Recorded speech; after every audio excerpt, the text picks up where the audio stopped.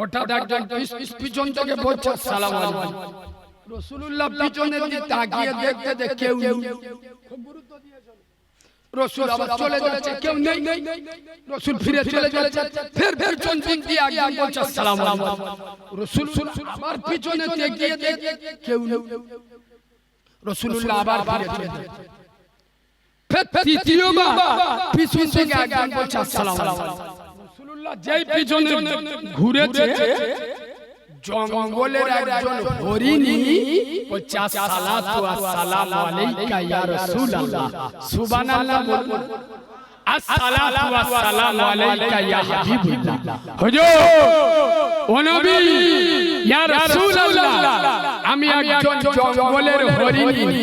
হুজুর কে সকালবেলা আপনার একজন সাহাবা আমাকে ধরে নিয়ে এসেছে। হুজুর আমি বন্দী হয়ে গেছি, তবে আমার দুটো কচি কচি বাচ্চা। হুজুর মা যে কি জিনিস আপনার থেকে বেশি কেউ, জোরে বলো, বেশি কেউ বোঝে না। আপনি তো দয়ার নবী, মায়ার নবী, লা ইলাহা ইল্লাল্লাহ কলেমা কমপ্লিট, মুহাম্মাদুর রাসূলুল্লাহ কমপ্লিট হয়। খালি ওয়াজ এইরা ওয়াজ শুনে, খালি সুর শুনে। সাল্লাল্লাহু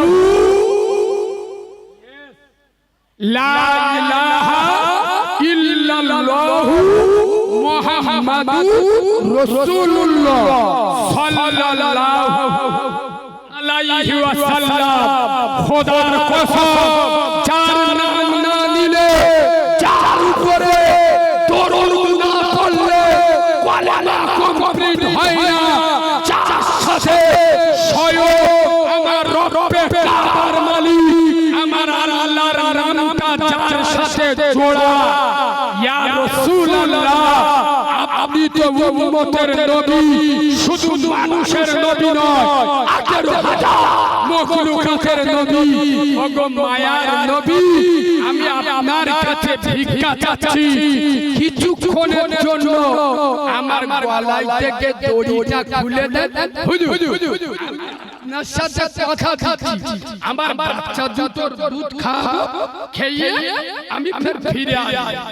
নবী বলছে বাবা তুমি যদি আর ফিরে না আসো, ভালো করে নবী হরিণীর বলছে, আচ্ছা তুমি যদি ফিরে না আসো, হরিণী বলছে হুজুর আমি যদি আব্দুল্লাহর বেটার সাথে চিটিংবাজি, আমি যদি আমেনা লালের সাথে প্রতারণা করি, আমি যদি মুস্তাফা জানে রহমত যে নবীর পেছাপ, যে নবীর পায়খানা, যে নবীর রক্ত, যে নবীর ঘাম, যে নবীর কোনো ছায়া ছিল না, সেই মুস্তাফা যাকে না সৃষ্টি করলে গোটা দুনিয়া সৃষ্টি হতো না, সেই নবীর সাথে আমি যদি দুনামারি করি, হুজুর আল্লাহ যেরকম কিয়ামতে মানুষকে জাহান্নামে দেবে, আমাকে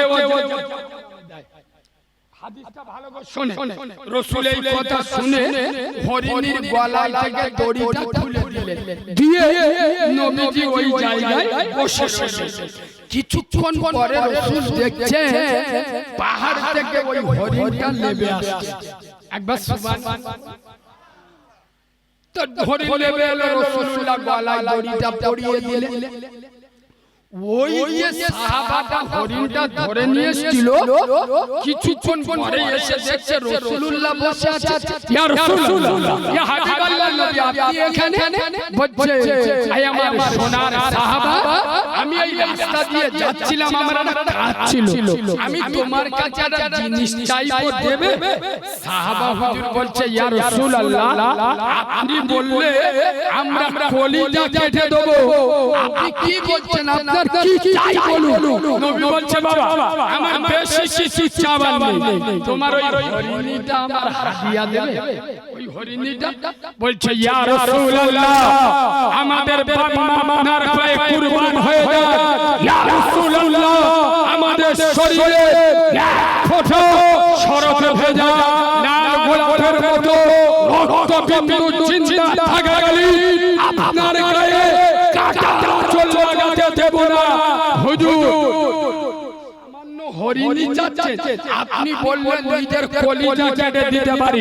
হুজুর এই হরিণীটা আপনি নিয়ে যান। খোদার কসম দস্তিনার মুসলমান আমার ওয়াজ কোথায় যাচ্ছে এখনো ধরতে পারেননি, সময় দেন বুঝতে পারবেন। রাসূলুল্লাহ হরিণীটাকে নিয়ে গলায় থেকে দড়িটা খুলে দিলেন আর বললেন হরিণী যা তোর বাচ্চাদের কাছে চলে যা। হাদিসটা আমি যে বললাম, এই হাদিসটা শুনে আপনারা কি বুঝেছেন আমার বলুন। আমি বললাম আমি উদুন বক্তা না, আমি উদুন ওয়াজ করব না, আমি জিজ্ঞেস করব বক্তারা এসে কানে হাত বাবারা বাবা